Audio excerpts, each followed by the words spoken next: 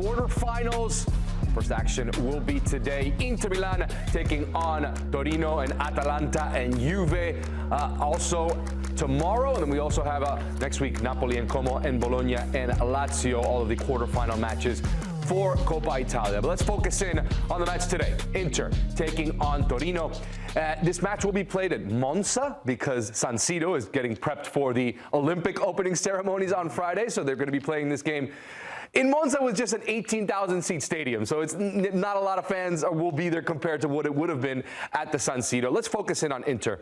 Leading Serie A, clearly the favorites to win Scudetto this season, involved in the Champions League, trying to get to another final again. With Chivu at the helm now over Inzaghi last year, Nico, what has Chivu done to change this side and better them to get them now in pole position to win Scudetto? Yeah, I think their depth is important, right? And you say to win Scudetto on a Coppa Italia match, I don't think we're talking about Coppa Italia for Inter when for Torino, it's absolutely everything. A team that's trying to escape that relegation zone and get a nice little buffer. They've made a couple of winter signings that have been very important to them, including Sandro Kulenovic. Meanwhile, Inter, it's like, this is really a case of bigger fish to fry. Mm-hmm. We've talked a lot about Inter dealing this season without Barella, without Çalhanoğlu, without Dumfries, all of these injuries. And like, if you think to last season, they lost these three guys, it's done, right? So with youth, with Zielinski's been really good. I wonder what the midfield trio is going to look like. Now I think we could actually ask about like what's rotation going to look like in this game for Inter, because they have a difficult stretch coming up, including the Derby d'Italia on Valentine's Day. So it's a team with depth that Chivu has been able to put together and stay competitive. Yeah, I see a team that's balanced, right? And they might be one of the more balanced sides on the continent because it's the experience that we've seen, the old guard that's been there, your Lautis, Di Marco, oh my God, what a play. He's their best player for me. Lauti gets the goals, but Di Marco is the heart and soul of what Chivu's trying to do. And then you have this new guard of players. Diouf, love the signing. We've already seen the Champions League, but Pio Esposito, I think we're watching Italy's next striker at the World Cup right before our eyes. I mean, he is blossoming, right? You have Ange Johan Boni as well. And there's just this collective effort that they look like a side that's locked in on a mission. And, okay, Coppa Italia is part of that mission, but I think their sole mission is to reclaim that Scudetto. I don't even think Coppa Italia is part of that mission. Bro, you lost 5-0 in the Champions League final. You lost a Scudetto. Like, it was so devastating last year. The only way you can start making amends is Scudetto. Yes, yeah. That being said, though, and I agree with you. 100%. I agree with you. But that being said, the way it ended last year, where they were competing on all fronts for 4 trophies and end up with 0, you look at this game in Coppa Italia. Yes, their focus is on Scudetto, but don't you think Coppa Italia? They need to get a trophy on their end now. No, with the you don't think, Mike? You don't think? Mike, you don't think? Depends what trophy. With the lead that you have. Yeah. You can't lose Scudetto at this point, considering everything that happened last Fine, season. but would you push Coppa Italia to the side when they still need a trophy, considering they didn't win a trophy last season? You win Coppa Italia, don't win Scudetto. Yeah, you're blocking the sun with your thumb. Yeah, you remember Gladiator, where Caesar does this? That's what's going to happen with Chivu, because they blew a lead last year, right? Yeah. And that's an experienced manager. So he will be judged. I wholeheartedly agree with you. He will be judged on what they do in the Scudetto. It is their Scudetto to lose right now, and he has taken some good gambles. One thing that I want to give him credit for, and it's against Pisa, right? But that could have been an easy trap game where Inter didn't look like themselves. They started slow. Yeah. His in-game management, for a young manager, it has improved with every single match. His ability to realize, I've gotten this wrong, I need to bring this player in at this time.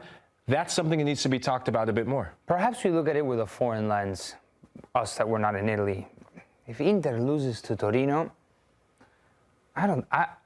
me personally, seeing it from the outside in, perhaps it's different within Italy and from the Italian media. It's a bump in the road, but it's a bump you can get over because you end up winning the Scudetto. No one remembers that you lost in the quarterfinal in in Coppa Italia. Meanwhile, on the other hand, for Torino, this is everything. You have a cup competition to knock out Inter. It just knocked out Roma. Right. It's this is like a classic case of bigger fish to fry. Maybe a benefit for them not having to go to San Siro and playing this game in Monza for Torino, right? That may be somewhat of an advantage for them. Clearly, it'll still be pretty tough to defeat this Inter side that, for me, has been the class of Serie A all season long. The marquee matchup of Coppa Italia, these quarterfinals, Atalanta and Juve. And this Juventus side under Spalletti, Nico, it really has changed the way we view this Juventus side. You look at this squad on paper before the season, I was like, this is a team that can maybe compete for Scudetto. Didn't go well early in the season, a lot of inconsistency. Spalletti comes in and has really changed things. What have you seen from this Juve side different than the beginning of the season since Spalletti arrived? There's a togetherness and there's an understanding and a belief in Spalletti. I was completely wrong about Spalletti. I thought there were bigger problems at Juve beyond the manager. Mm-hmm. And Spalletti has managed to galvanize this group. Since he's taken over, it's only Inter and Milan, I believe, that have accumulated more points on the table. There's belief and there's an understanding of what they need to do. And they're on a roll, which is very important at Juve. Like, they don't want flowers because they beat Parma 4-1 at the weekend. Yeah. They want flowers because they're going to make Champions League and then vie for trophies in next season. Go for the Champions League and compete and try to win as much as they can, because this isn't a team that's supposed to finish 4th place. Yeah. This is a team that's got to compete for Champions League, that's got to compete for Scudetto, and win all the trophies available to them. Yeah, there's a humility that I've seen from Spalletti, and it was only yesterday, it felt like, that it was a debacle what he had with Italy. It was this greater than thou. I'm Luciano Spalletti. I won the Scudetto with Napoli. Do as I say. So he has been very humble with how he stepped in.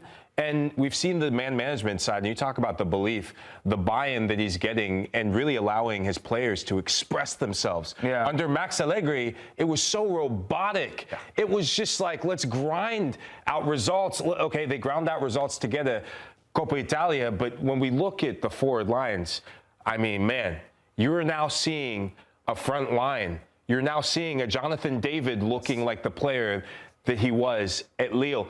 At the start of the season, it felt like if you didn't have Dusan Vlahovic, if you didn't have Kenan Yildiz as part of your goals, you had no chance for Juve.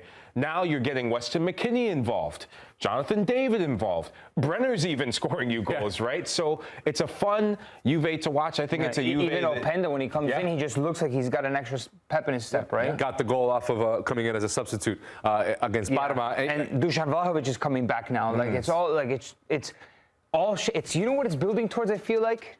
Derby d'Italia on next weekend, not this coming weekend, but the next weekend. Like, they're hitting their form. Like, you know, they're not satisfied with what they have. They want to keep on going, and they're exciting to watch. It's incredible what a slap to the face can do from Spalletti. You know. It's true. It's true. And they're clearly they're enjoying their football now. This was one of the celebrations from the goal, classic celebration. Yeah. You mentioned Jonathan David. He really has come to life under Spalletti, and it's massive for them to get him going, because they paid a pretty penny for a striker in Jonathan David, and they were able to bring him in. But look, they're enjoying their football again. Early in the season, you didn't really see that. That all being said, this Atalanta side that they're taking on, yes, they just lost Ademola Lookman. Obviously, a massive loss, but that seemed to have been coming. I'll say this, defensively, Atalanta's last match against Como, incredible that finished 0-0. They get a man sent off in the 9th minute, I believe. Como had a 5.5 XG in that game, couldn't score a goal, and a lot of it had to do with Carnesecchi, their goalie, who a lot of people are calling to be on the national team, right behind Donnarumma, of course. But Atalanta's not an easy side to break down at all, and Juve will struggle against them, I think. Yeah, look, they have a squad and a group of players that have tasted success under a previous manager in Gasperini, right? Different sort of man-marking system that they had with Gasperini, but that defensive steel is still there. I love what Palladino's done, and I said this before on Scoreline. I am a big fan of Palladino, and Marco Messina actually put him on my radar, but they've actually done business as well in the final third. The question now, because it's been goals by committee for Atalanta, is who's going to score your goals on a consistent basis. In cup competitions, it's next man up. And Raspadori didn't work out at Atleti. Could it be him? Gianluca Scamacca is good for a goal in a big game against a big team. So if you can really stifle that front line of Juve, you give yourself a hell of a chance to have an upset in this cup competition. Yeah, there's a big if. No Kenan Yildiz. Yeah. That obviously helps, but even if he doesn't play, I don't think they're going to force him in a cup game, right? So regardless, they showed that they can score a goal without him when he came off in, what was it, halftime against Parma. So I think it'll mean a lot for Atalanta if they can stop this high-flying Atalanta, Juve. Yildiz will be traveling with the team, so he could be available. But again, you gotta kind of measure that because the Coppa Italia and to where Juve has being in the Champions League and Scudetto, they Derby d'Italia following weekend. Yeah, better to get him ready for that. But yeah, you never know what Spalletti might put out there. I think these are two interesting matches for sure in Coppa Italia.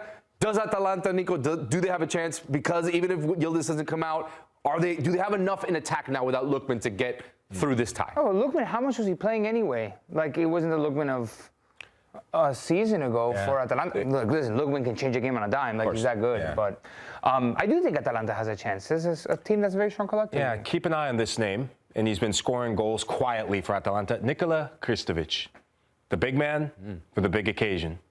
Mark it down. Interesting. I love it. If it doesn't happen, blame it on Nico. We have Torino and Inter. That's that match on Paramount Plus. And of course, we have Atalanta and Juventus tomorrow at 3 p.m. Thanks for watching this video from Morning Footy. For all news and insights regarding leagues around the world like EFL, Serie A, and all UEFA competitions, both men's and women's, don't forget to sign up for Paramount Plus.